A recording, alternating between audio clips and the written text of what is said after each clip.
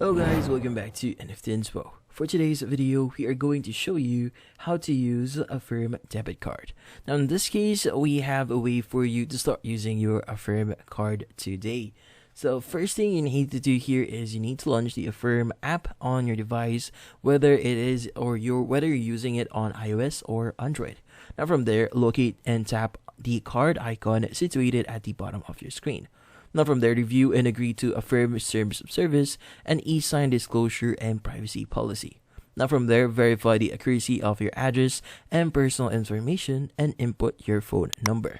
Now if prompt, enter the verification code sent to your phone and create a 4-digit passcode for added security. Now confirm the passcode you just created and follow any additional verification steps as instructed within the application itself.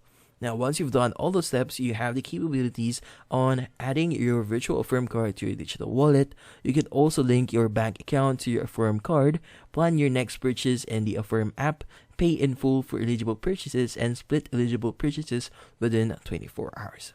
But yeah, so that's about it. So hopefully this video was able to help you. Like and subscribe to NFT Inspo. Thank you for watching.